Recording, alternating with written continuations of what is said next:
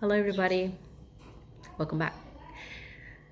Today, we're going to talk about why I chose to homeschool. And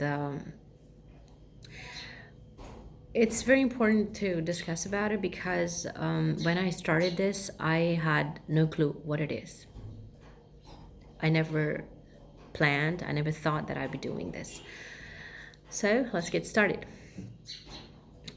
In Pakistan, basically, there are three tiers of schools. The first being the branded ones, branded as like if you're gonna say that my child studies in that school, everybody knows the name of the school. And the second tier is when it is also a school, but it's not well known. When you say my child goes to that school, and people are like, "What? Where is it?" And the third tier, and basically the difference between the second and the third tier is of space. The second one are having more space and grounds, and the third ones are congested and they have no playgrounds at all. So me being a middle class person, I chose the second tier because I am a middle class person who's always in the fear of slipping down to lower middle class. So I thought the most reasonable choice I have is the second one. So I sent her to school when she was 4 years old. She was studying, she was happy, everything was going fine. When one day I got to know that they have, because the school was run on a partnership, there was a British principal and also a Pakistani woman who partnered together. So they both got their own ways. So the British teacher, she opened a school, and I closed my eyes and went behind her and put wherever she went. It was a good school. It was having a ground, and I was okay. I was like, it's a British school, and she's gonna be fine. And the after almost like 6 months, I got a notification that they are changing the location of the school to a place which is a bit far away from my place and also not very safe and also very populated. And she's moving the school to a small house that's like five more or less house. It's it's going to be very congested because the reason she was giving that her school is not doing good, there are not many children who are coming and joining her school, and her business wise she's not able to afford a big house to have a school. i I'm very much into a child's development is only possible through play, and they should be having good playgrounds and a safe place. So I pulled my child, and I looked for schools. I looked for schools.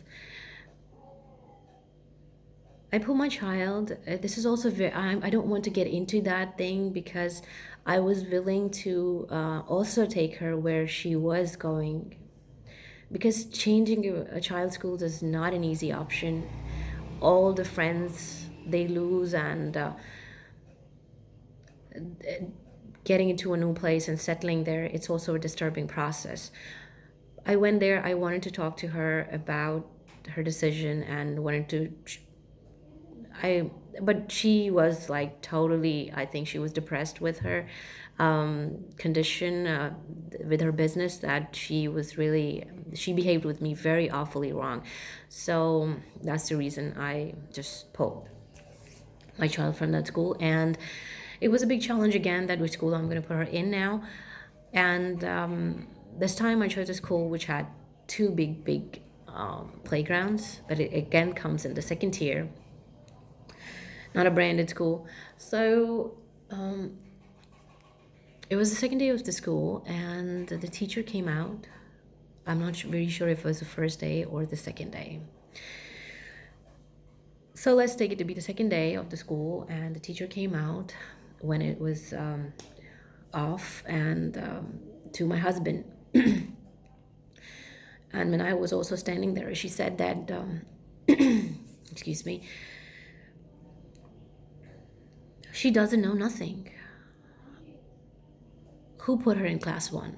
She doesn't know how to write. She cannot copy from the blackboard. Um, why don't you put her in class prep? She knows nothing. And my husband, he came back home and he told me I was disturbed. I said, okay, let's just tell her, give her some time, at least a week or two. It's like 1 or 2 days there. It's not much. Okay, let her just settle down in the class. Maybe she's disturbed or anything. Second day or the third day, again, she came to him with the same complaint, and he conveyed the message to me. And I was like, I can't put her in class prep. I mean, she's already very tall. Then what happened? My schedule was not. I was working nighttime at that time, and going to the school in the morning and talking to the teacher was going way beyond my schedule. But I did it. I was like, okay, no, I'm gonna do this, and I went there. I talked to the teacher. I told her that if you have, I asked her how many students you have in your class, and she said she has 18. I said, if you have 18 students and my child comes at the 18th position, I have no issue with that. Okay, I'm a chill person, I'm a chill parent. Just take it easy. If I'm taking it easy, she's my child. I should be concerned. I'm taking it easy. Please take it easy too. But the daily complaints, like end of the day complaint that she used to tell my husband in front of my child, facing her, telling her that she doesn't know nothing, she stopped it. After 2 weeks, there was a parent-teacher meeting, and I went there. She was again saying the same thing to me. I'm trying my best. I am helping her out, right, and everything. But she cannot do this. She does not know the very, very basic things.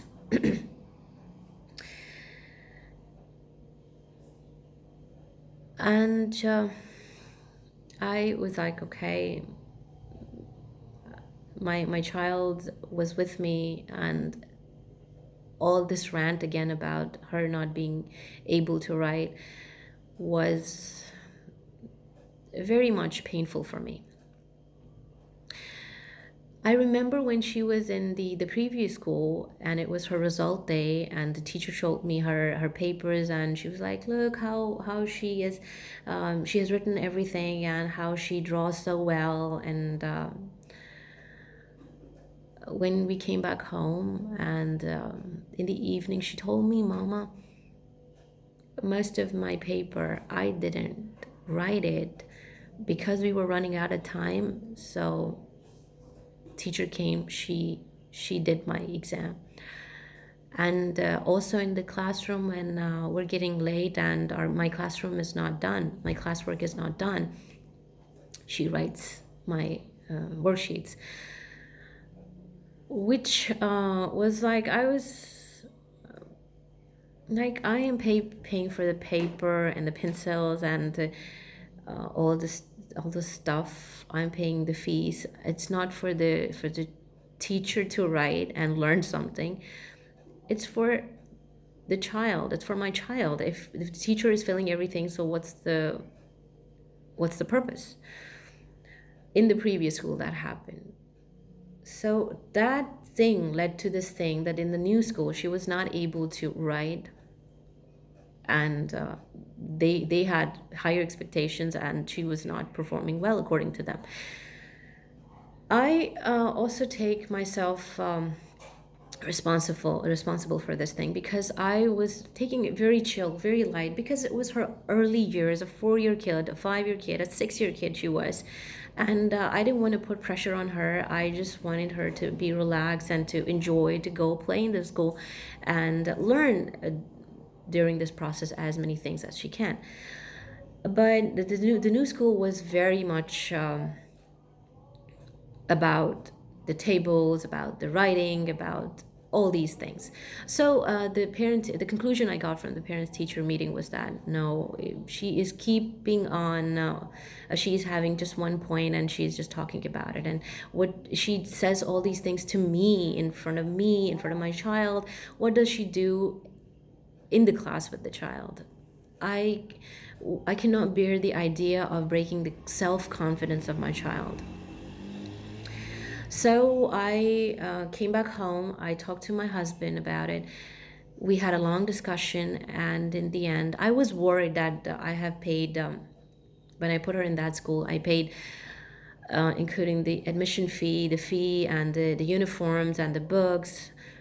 It was around 50,000 rupees that I paid. And for me, even six years ago, it was a big amount. Uh, Even today, it's a big amount for me. So I was worried, like, this much money we have paid, and it's not wise that we're going to pull the child after two weeks. But my husband told me that, Nadia, the most important thing is that if our child, we think our child is getting messed up in the head, money doesn't matter. When it comes to the question of our well-being of our child, money doesn't matter at all. As the summers were approaching, even I told this to her teacher, that summers are approaching, give me some time. In the summers when she'd be off for 3 months, I would work on her, and would try my best to make her able to write and come up to your expectations. But nothing, everything that I said didn't matter to them. All they wanted was her to be overnight become everything that they wanted her to be. So eventually I pulled her out. It's already 13 minutes in the video. I just wanted to keep it as brief as possible. It's very important that I mention the points which are very near and dear to my heart, so kindly bear with me. So I pulled her out, and I started teaching her myself. I was teaching her myself because I had this thing back in my head that I would be preparing her for 3 or 4 months, and then I will be putting her back in school. Meanwhile, I had so much fun with her. We had such a great time together, and the idea of teaching her, educating her, felt like a breeze. It was so easy, and it was so enjoyable that I didn't want to let go of it. There was so many benefits of it that I was like, I'm going to teach her myself. And then I started reading about homeschooling and trying to reach out to other people about homeschooling. I was scared, as I told you, but with the passage of time, I learned a lot of things. And even to this day, after so many years, I never felt that I took a wrong decision, and anything went wrong with my child. She's fine. She's intact. What is so important for me is that her self-confidence is intact.